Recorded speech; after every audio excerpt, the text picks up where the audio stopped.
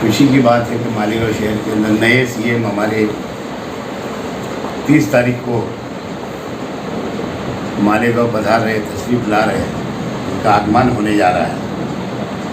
बड़ी खुशी की बात है। मुझे अच्छी तरह याद है। हेलो, ये हाँ,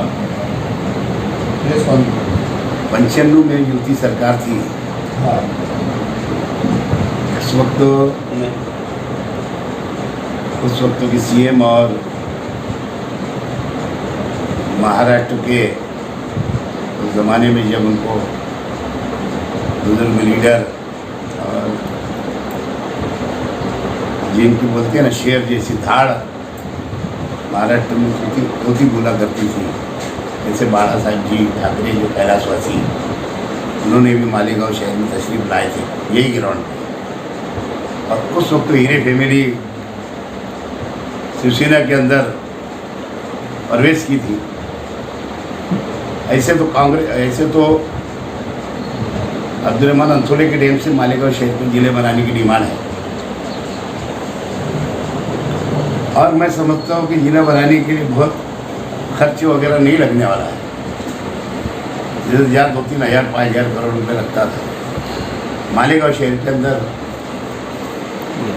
उतना पैसा नहीं लगने वाला है। और जो आज के सीएम हैं, ठाणा जिले के पहली टाइम सीएम बने, मैं समझता हूँ महाराष्ट्र के,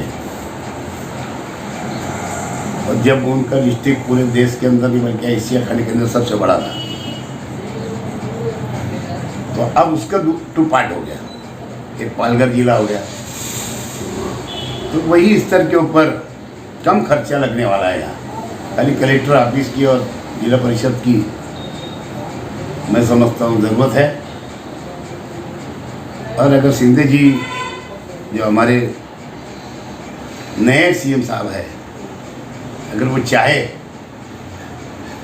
तो मैं समझता हूँ कि मालेगांव तालुके की आवाज़ है ये, और 3-4 तालुके की आवाज़ है कि मालेगांव शहर को डिस्ट्रिक्ट डिक्लेयर करेंगे। ऐसी मैं उनसे मालेगांव शहर वासियों की ओर से डिमांड करता हूँ। उम्मीद करता हूँ कि वो जब आएंगे कि मालेगांव को कुछ ना कुछ तोहफा दे के जाते हैं। इससे तो पहले बहुत कभी आए नहीं, लेकिन क्योंकि वो महाराष्ट्र राज्य के नगर विकास मंत्री थे, उस वक्त तो जब मालेगांव शहर के अंदर आए तो उन्होंने 100 करोड़ का पैकेज डिक्लेयर करा। लेकिन मेरी अपेक्षा जब भी कुछ और थी, क्योंकि कारपोरेशन ने डीपीआर का जो ठहराव किया था वो 200 करोड़ का था, और ये नगर उत्थान जो गवर्नमेंट का है, नगर विकास का, वो पैसा गवर्नमेंट ने दिया है।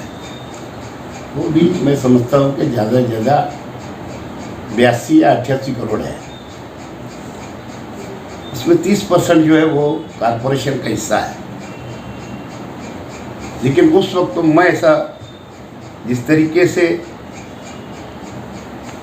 जिसको बोलते हैं ना खुफिया तरीके से डीपीआर बनाया गया, ठहराव एक राय से महापालिका ने करी, उसके अंदर कोई पक्षों ने विरोध नहीं किया, क्योंकि जो 200 करोड़ का डीपीआर बनाया गया, बनाने की बात थी, वो मेरे पास पेपर है, अभी देने वाला हूँ आप लोग को। वो शहर के पूरे प्रमुख रास्ते, चाहे वो आउटर के हो, चाहे वो मालेगांव शहर के हो, शहर के अंदर आने वाले तमाम रास्ते उसके अंदर लिए गए थे।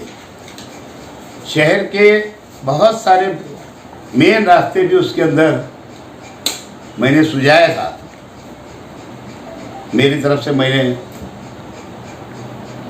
वो डीपीआर में डाला था। लेकिन आज मंत्री नहीं है, चलो मंत्री थे दादा भूसे जी, लेकिन मैं समझता हूँ कि एक तरीके से उन्होंने मालेगांव शहर के साथ में नाइंसाफ़ी की।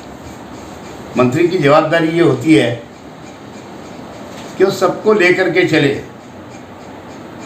कोई भेदभाव नहीं होना चाहिए। इस तरीके से मालेगांव शहर वासियों का दिल दुखा है क्या अगर 88 करोड़ का डीपीआर अगर गवर्नमेंट ने अगर दिया, जबकि 30 करोड़ रुपया 30% बाद में बदलेंगे फिर 30% कारपोरेशन का हिस्सा है और 75% माइनॉरिटी का शहर है। ज़्यादा आमदनी कारपोरेशन के अंदर 75% लोगों की तरफ से कारपोरेशन में होती है। ये कोई 22 कारपोरेटरों का मालेगांव शहर नहीं है। ये 84 का था, अब 96 का हो गया। तो इस तरीके से दादा भूसे साहब के ऊपर मेरा डायरेक्ट इल्ज़ाम है और कारपोरेशन के अधिकारियों के ऊपर भी मेरा इल्ज़ाम है, चाहे वो इंजीनियर हो चाहे आयुक्त हो। इन लोगों ने मालेगांव की जनता के साथ में धोखा किया, जबकि कम से कम 88 करोड़ में से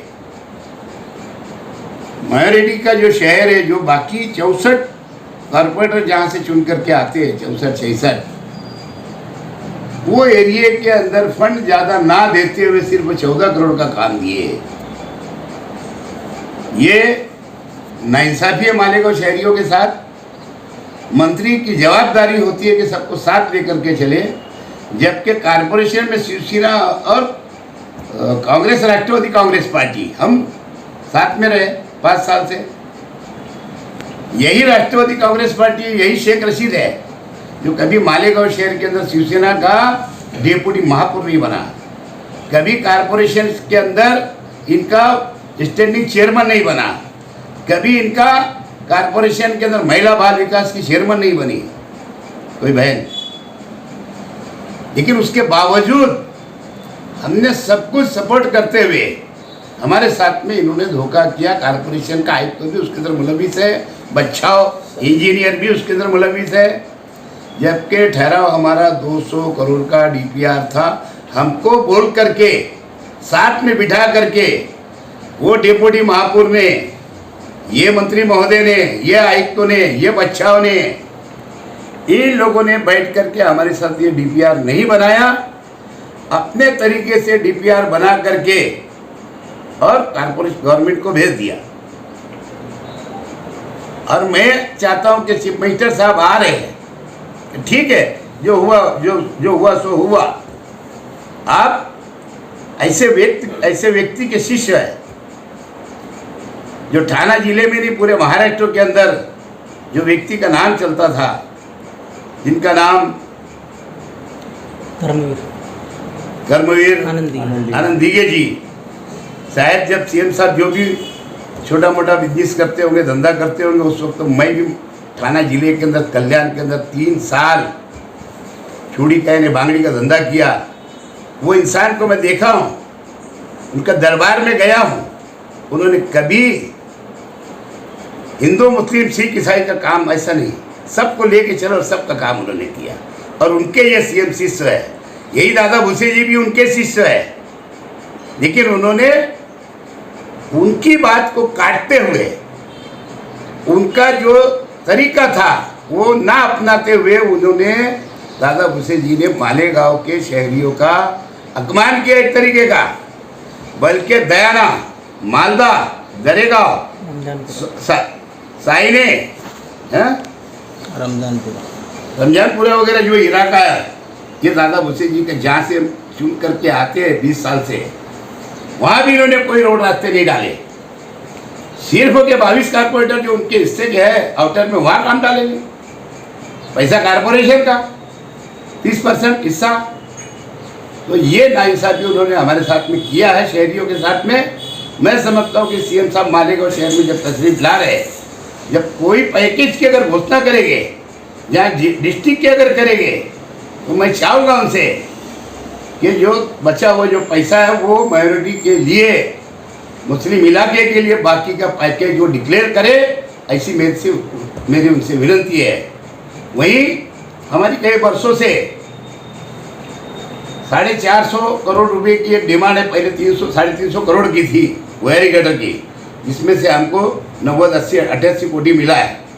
जो किनारा पट्टा सिर्फ नदी पात्रों का हिस्सा का काम हो रहा है। मैं चाहता हूं कि अब आ रहे सरकार ऊपर भी बोलते ना, 2 मोदी जी हमेशा बोलते हैं, अमित जी बोलते हैं हमेशा, है ना, कि दो पहियों की सरकार है ना, दो पहियों की रेल चलती है, डबल इंजन की सरकार है। तो कोई उनके लिए मुश्किल काम नहीं है। अगर ऊपर जाके सेंट्रल में अगर बैठेंगे और ये 450 कोटी भी अगर हमारे शहर को अगर दिला देंगे तो ये मालेगांव शहर की जो ओपन गटर वो भी ख़त्म हो जाएगी। साथ साथ में पानी का मसला बहुत बड़ा है, क्योंकि जो हमारा जो तलवाड़ा डैम से पानी मालेगांव शहर के अंदर आता है 1972 के अंदर वो स्कीम हुई है, सीमेंट पाइपलाइन है, उसकी बहुत सारी जगह वो पंचर हो गई है। वो उसके लिए भी कम से कम 80 करोड़ रुपया सरकार ने देना चाहिए अलग से, जबकि उसके अंदर कारपोरेशन का हिस्सा नहीं रहना चाहिए। 100% का पैसा देना चाहिए गवर्नमेंट ने। और एक बात मैं आउटर के लोग से गुजारिश करूँगा कि जो समझदार लोग हैं वो अपना जो हाउस टैक्सेस का सर्वे जो हो रहा है वो होने दे रहे हैं, लेकिन इनके कुछ कारपोरेटरों ने जानबूझ के दादागिरी करके ठेकेदार को भगा दिया, सर्वे नहीं होने दिया। तुम खाली के मालेगांव के मेहरबानी के फंड से खाली शहर को डेवलप करेंगे, उधर के जो 30% हमारे जो हम वतन भाई है, हमारे हिंदू भाई है, हमारे चाहने वाले लोग हैं, उनको धोखे में रख रहे हैं, उनको सही बताते नहीं हैं। मैं तो ये बोलना चाहूँगा कि आगे आगे देखो होता है क्या। कारपोरेशन इलेक्शन आन दो, मैं खुद पूरी राष्ट्रवादी पार्टी के साथ में पूरी सीटें मालेगांव शहर के अंदर पूरी 95-96 सीट पूरी लड़ाने वाला हूँ। अब तो पेट तो का सवाल ही नहीं है, अब तो गुजर के गुजरात का झोपड़ी का मैदान। अब देखेंगे और फिर मैं बताऊंगा कि मालेगांव शहर का डेवलप किसने किया है।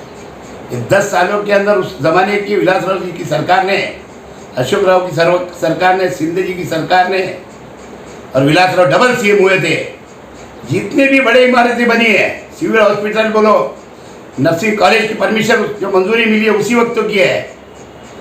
वहीं पे जो प्रांत कार्यालय की बिल्डिंग बनी है, ITI कॉलेज की बिल्डिंग बनी है, सोमवार बाजार की बिल्डिंग बनी है, ICDP की बिल्डिंगें जो बनी है, जो पानी की गिरा डैम की स्कीम आई है, ये सिर्फ और सिर्फ उस जमाने की सरकार ने और पृथ्वीराज बाबू की सरकार ने वो सब विषय मंजूर किया है। और वो आज इमारतें है, अगर देखेंगे तो मंत्री होते हुए 2 टाइम के मंत्री रहने के बाद में, एक टाइम राज्य मंत्री, एक कैबिनेट मंत्री रहने के बाद में, इन्होंने मालेगांव शहर के लिए ऐसा कोई बड़ा काम आज तक नहीं किया। 88 करोड़ रुपए ला करके कोई बड़ा एहसान मालेगांव तालुके पर और मालेगांव शहर के ऊपर और कैंप समक शहर के ऊपर कोई एहसान नहीं किया। डबल काम करते हैं इनके लोग, PWD का काम अलग, कारपोरेशन का फंड अलग, ना जाने कौन सा बिल निकलता। 2-2.5 साल से देख रहा हूँ मैं, तेरे चौक खुली की वो हालत है। मैं तो चाहूँगा चीफ मिनिस्टर को, इन्होंने दादा भुसे साहब ने वो एरिया से लाना, उनको नक्शा बताना शहर का, जहाँ के मंत्री है, जहाँ से चुन कर आते, जिन लोगों के दम के ऊपर चुन करके आते। खास यही सब विषय के ऊपर मैंने आप लोगों को आज पत्रकार परिषद बुलाया। और मैं विकास करने वाला व्यक्ति हूँ, हम डबल बिल निकालने वाले लोग नहीं है। कोई रास्ता इनका साल भर टिकता नहीं, करोड़ों रुपया आता, कहाँ जाता, किधर रास्ते बनते नहीं मालूम। और जिस ढंग से उन्होंने तरीका अपनाया है, ये तरीका नहीं चलने वाला है। इसे उनका हमारा अगर उम्मीदवार नहीं भागता तो जब भी उनको मजा मिलने वाली थी। देखेंगे आगे आगे होता है क्या, आगे देखेंगे।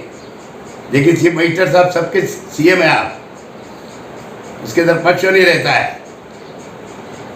तो इसीलिए आप हमको अच्छे तोहफे देंगे मालेगांव शहर को, और खासतौर से माइनॉरिटी का ध्यान रखेंगे। और जो भी फंड अगर डिक्लेयर करेंगे रोड रास्तों का, वो माइनॉरिटी के लिए करेंगे, ऐसी मेरी गुजारिश है।